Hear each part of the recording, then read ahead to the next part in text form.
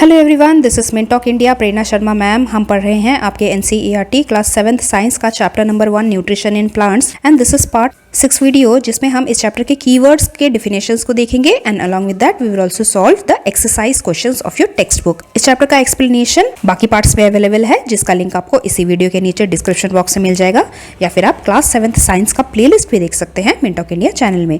But before we start today's class, here is a short introduction about me. So let's start with our keywords first. हमारा सबसे पहला keyword है autotrophic. Autotrophic एक mode of nutrition है। It is a mode of nutrition in which an organism make their own food themselves from the simple substances available in nature like the sunlight, carbon dioxide, water and minerals, and it is called autotrophic mode of nutrition.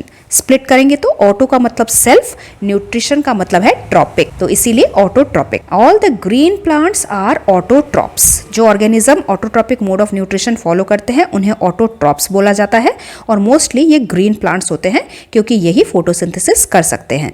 The next word is chlorophyll. Chlorophyll एक green colour pigment है। Pigment एक ऐसा चीज है जो colour देता है plant के लिए। So chlorophyll is a green pigment present in plants which absorbs energy from the sun and enables the plant to perform photosynthesis so that the plant can make carbohydrates, water and oxygen as a result। और chlorophyll दिखने में कुछ इस तरीके का होता है। Our next word is heterotrophs। heterotrophs हम कुन कैटेगरी ऑफ ऑर्गेनिजम्स को बोलते हैं जो दूसरों पे डिपेंडेंट है अपने फूड के लिए। The category of organism that are dependent on others for their nutrition are called heterotrophs. और इस टाइप के मोड ऑफ न्यूट्रिशन को हेट्रोट्रॉपिक मोड ऑफ न्यूट्रिशन बोला जाता है, जैसे ह्यूमंस एंड एनिमल्स। और इसके अलावा कुछ प्लांट्स जो नॉन ग्रीन है, फोटोसिंथेसिस नहीं करते, ये सभी हेट्रोट्रॉप्स है। Let's see our next keyword is host. Host हम उस प्लांट को बोलते हैं जिसके ऊपर एक पैरासाइट चढ़ के बैठा हुआ है। प्लांट और an animal on which a parasite lives and derives nutrition out of it. Such parasites deprives the host of valuable nutrients. मतलब कि होस्ट प्लांट ने अपने लिए जो फोटोसिंथेसिस किया, फूड बनाया, उस फूड को इस पैरासाइट ने अपने लिए सख करके ले लिया और इस होस्ट प्लांट को कुछ भी नहीं मिला। Sometimes the host plant becomes weak and eventually it may die. उसके बाद हमारा कीवर्ड है इंसेक्टिवोरस। इंसेक्टिवोरस मतलब जो इंसेक्ट खाने वाले होते हैं। Vorous means to eat. जो ऐसे प्लांट्स जो इंसेक्ट्स को खाते हैं हम उन्हें इंसेक्टिवोरस प्लांट्स बोलते हैं। Some plants that traps the insects that come in their contact and eats them, such insect eating plants are called insectivorous plants। कभी कभी insectivorous plants को carnivorous plants भी बोला जाता है। For example, the pitcher plant which we can see in this photo and also Venus flytrap are examples of this। Next keyword, what are nutrients? Nutrients are the components of food that are necessary for the growth and development of our body. They are called nutrients and what are they? Carbohydrates, proteins, fats, vitamins and minerals। उसके बाद का keyword है what is nutrition? Nutrition is the mode of taking in the food inside the body of an organism, कि हम किस तरीके से हमारे फूड को खा रहे हैं and the way it is utilized in our body, और वो फूड हमारे बॉडी में कैसे यूटिलाइज होकर हमें न्यूट्रिएंट्स दे रहा है, उस प्रोसेस को हम न्यूट्रिशन बोलते हैं। And then the last keyword is parasite. Parasite हम एनिमल्स को भी बोल सकते हैं, प्लांट्स को भी बोल सकते हैं। हमारे टेक्स्ट बुक के हिसाब से हम पैरासाइटिक प्लांट पढ़ रहे हैं। Some plants take readymade food from other organisms and harm them. Such plants are called parasitic plants and the organism on which they live are called host plant। जैसे इस photo में हम Cuscuta plant को देख सकते हैं जो yellow colour का है, नॉन ग्रीन है, इसीलिए फोटोसिंथेसिस नहीं कर सकता, तो दूसरे एक प्लांट के ऊपर चढ़ के बैठ जाता है और उस प्लांट का न्यूट्रिशन ले लेता है। Such plants are called parasitic plants। Our next keyword is photosynthesis. It is the process by which green plants, mark this word, green plants लिखना बहुत जरूरी है क्योंकि आपने पढ़ लिया नॉन ग्रीन प्लांट्स फोटोसिंथेसिस नहीं कर सकते। The process by which green plants make their own food from carbon dioxide and water in the presence of sunlight and green pigment chlorophyll. This process is called photosynthesis. Split करेंगे तो photo का मतलब light, synthesis का मतलब to make. In the presence of sunlight what we make food, this process is called photosynthesis. अगला हमारा keyword है saprotrops. Saprotrops हम किन्हीं ग्रुप ऑफ ऑर्गेनिजम्स को बोलते हैं. Those group of organisms that take their nutrition from dead and decaying matter in a solution form. We call them saprotrops. जैसे कि मशरूम है, फंगस है, ये सभी saprotrops है. And the mode of nutrition they follow is called saprotropic mode of nutrition. That is our next keyword. The mode of nutrition in which an organism takes its food from dead and decaying matter in the solution form is called saprotropic mode of nutrition. And the last keyword is stomata. They are the tiny pores. Pores मतलब छोटे छोटे छेद. Tiny pores present on the surface of the leaves through which exchange of gases takes place. मतलब carbon dioxide अंदर जाता है और oxygen बाहर निकलता है, एक्सचेंज होता है. Exchange of gases takes place is called the stomata. These pores are surrounded by guard cells. मतलब स्टोमेटा एक ओपनिंग का नाम है, एक खुली जगह का नाम है, और उस खुली जगह के साइड में जो सेल्स मौजूद है उन्हें हम गार्ड सेल्स बोलते हैं. Next go to our exercise question number 1. Why do organisms take food? Answer: food is needed by all living organisms for the following purposes. So point wise we will write answer. Number A point, food is taken for the general growth and development of an organism. In the absence of food, living organisms will die. Second point ये है कि food provides energy for all our activities जैसे running, walking, breathing and all other life processes. Third point ये है कि food हमारे body को build करता है. Food is required for building of our body and also repairing the damaged body parts. और fourth point ये है कि इट गिव्स रेजिस्टेंस, मतलब हमें बचाता है, प्रोटेक्ट करता है बीमारियों से और खतरनाक इन्फेक्शन से. After that our question number 2 is distinguish between a parasite and a saprotroph. So ये दोनों हेट्रोट्रॉपिक मोड ऑफ न्यूट्रिशन है जिसमें ऑर्गेनिज्म किसी दूसरे से अपना खाना डिराइव करता है. So let us right point wise. Parasite they feed on living organisms और सैप्रोट्रॉप जो है वो डेड एंड डिकेइंग मैटर से अपने खाने को लेते हैं. Point number 2, parasites they take food from the organism on which it survives.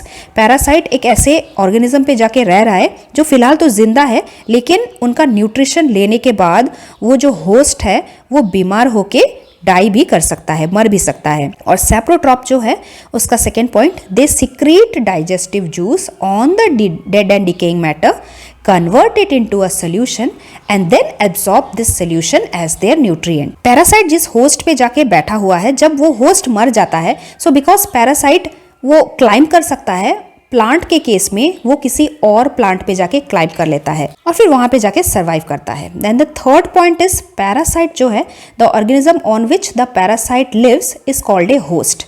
और सैप्रोट्रॉपिक मोड ऑफ न्यूट्रिशन में ऐसा कोई नाम नहीं है, there is no host at all. Point number D is parasite deprives the host of valuable nutrients. मतलब जिसके ऊपर वो चढ़ के बैठा हुआ है उसको तो न्यूट्रिएंट्स खाने का मौका ही नहीं मिल रहा है, सारा का सारा न्यूट्रिएंट्स पैरासाइट अपने लिए खींच के ले रहा है. लेकिन यहाँ पे क्या हो रहा है, ऑर्गेनिज्म तो जिंदा ही नहीं है, इसके लिए कुछ न्यूट्रिशन रहे ना रहे एक ही बराबर है. The organism on which saprotrophs live they are dead. Next is our question number 3. How would you test the presence of starch in a leaf? तो ये हमने 6th स्टैंडर्ड में ही एक्टिविटी किया था. The presence of starch in the leaves. Starch क्या होता है?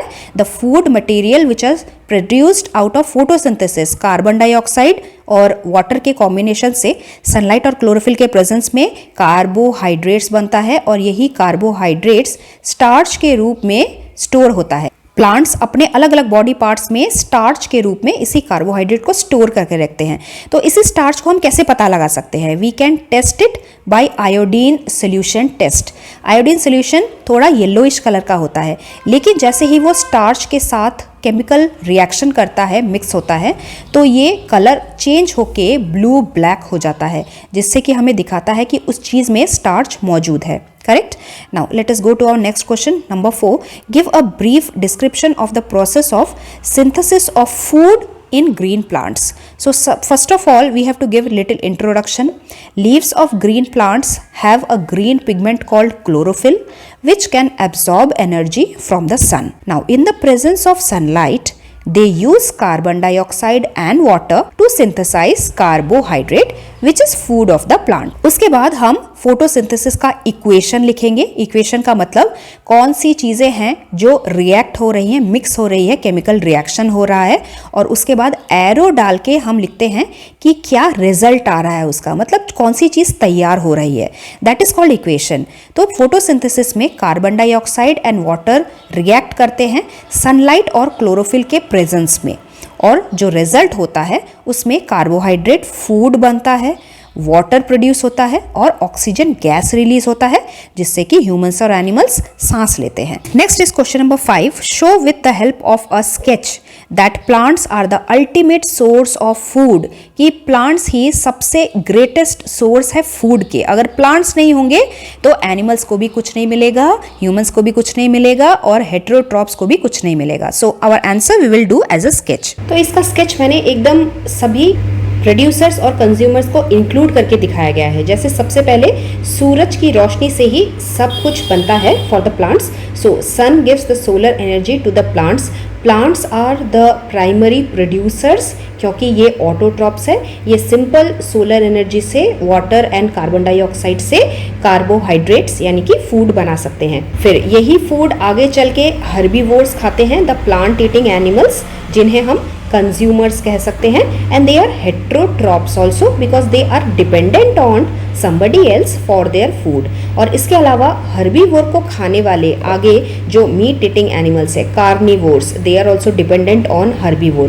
मतलब प्लांट्स ने जो अपने लिए कार्बोहाइड्रेट्स बनाया वो कार्बोहाइड्रेट्स ट्रांसफ़र हुआ हर्बीवोर्स में, और फिर हर्बीवोर्स को जब किसी कार्निवोर ने खाया तो वही कार्बोहाइड्रेट ट्रांसफ़र हो गया कार्निवोरस एनिमल्स में. That is they are also the consumers and heterotrophs. और फिर उसके बाद ये ऑटोट्रॉप्स, हर्बीवोर्स एंड कार्निवोर्स जब मर जाते हैं, डेड एंड डिकम्पोज हो जाते हैं, तब माइक्रो ऑर्गेनिजम्स उन्हें डिकम्पोज कर देते हैं यानी कि वापस मिट्टी में मिला देते हैं. सो दे आर कॉल्ड डिकम्पोजर्स. और इन सब चीज़ को हम डाउनवर्ड एरो के साथ दिखा रहे हैं. इसका मतलब जो फ्लो ऑफ एनर्जी है ये प्लांट से स्टार्ट होता है और फिर बाकी सभी में पहुंचता है. अगर प्लांट्स ही नहीं होंगे तो सोलर एनर्जी डायरेक्ट हर्बीवोर्स के पास या फिर कार्निवोर्स के पास या फिर डिकम्पोजर्स के पास एनर्जी के रूप में, कार्बोहाइड्रेट्स के रूप में नहीं पहुंच सकता. So here we will show that plants are the ultimate source of food. Next we have question number 6. Fill in the blanks. Number A.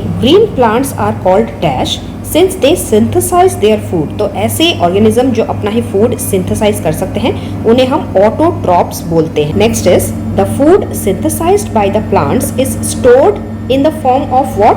So food जो होता है वो तो कार्बोहाइड्रेट होता है, लेकिन उसी फूड को जब ये लोग स्टोर करके रखते हैं, so in the form of starch the carbohydrate is stored. Next is in photosynthesis, solar energy is absorbed by the green pigment present in plant. And what is it called? It is called CHLOROPHYLL chlorophyll.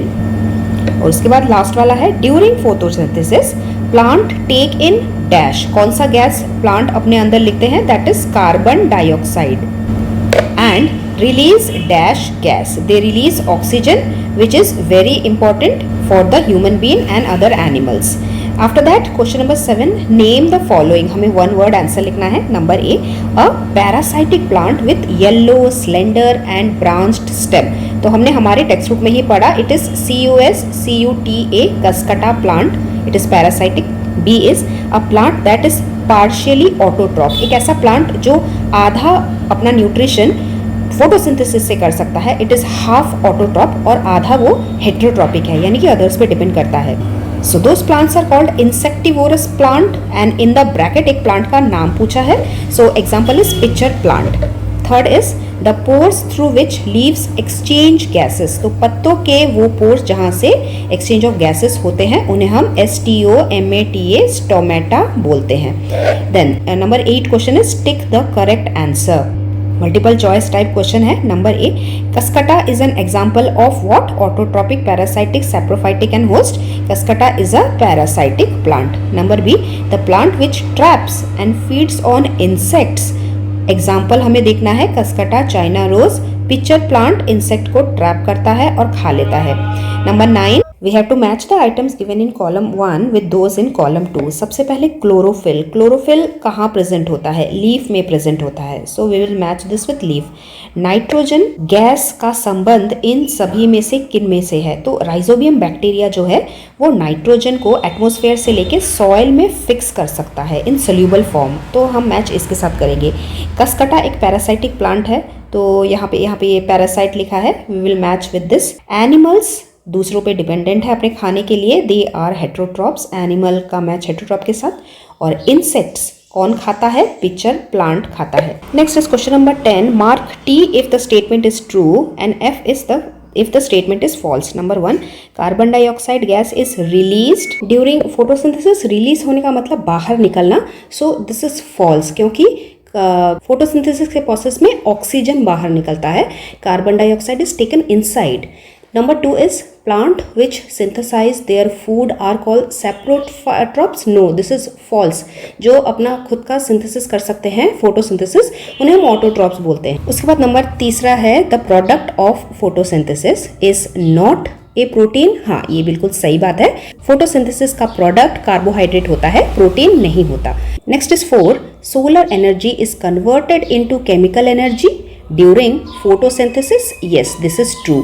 सूरज की रोशनी को लेकर ही carbon dioxide and water chemical reaction करते हैं, तब जाके carbohydrate बनता है। So energy are converted into one form to another. कुछ केमिकल रिएक्शंस हो रहे हैं, इसीलिए नया प्रोडक्ट बन रहा है। Number 11 is choose the correct option from the following. Which part of the plant takes in carbon dioxide from the air for photosynthesis? It is the stomata part. Stomata जो leaf में present होते हैं, पत्तों पे। Number 12 is choose the correct option from the following. Plants take carbon dioxide from the atmosphere mainly through their which part? Root, stem, flower, leaves. तो answer is leaves, अभी हमने यहाँ पे पढ़ा।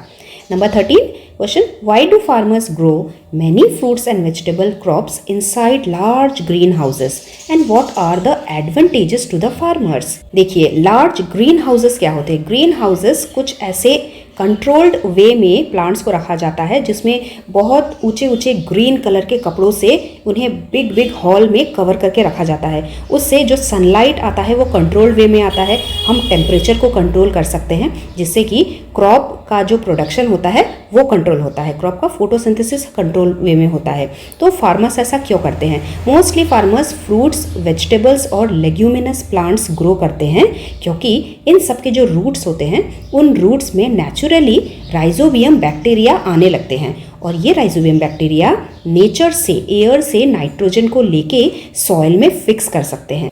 So answer statement we will write, farmers grow many fruits and vegetables and leguminous plants inside large greenhouses because roots of these crops contains rhizobium bacteria which can take the atmospheric nitrogen and convert it into soluble nitrogenous compounds and release them into the soil. तभी plants nitrogen को soil में से absorb कर पाएंगे और फिर आगे चलकर नाइट्रोजन का यूज कर पाएंगे प्रोटीन बनाने के लिए। प्रोटीन की जरूरत सभी प्लांट्स को अपनी ग्रोथ एंड डेवलपमेंट के लिए बहुत जरूरी होता है। That was the last question of your text book. इसी चैप्टर से रिलेटेड हम कुछ एक्स्ट्रा MCQs सॉल्व करेंगे in our next part. So stay tuned, will meet very soon. Thank you very much, bye bye.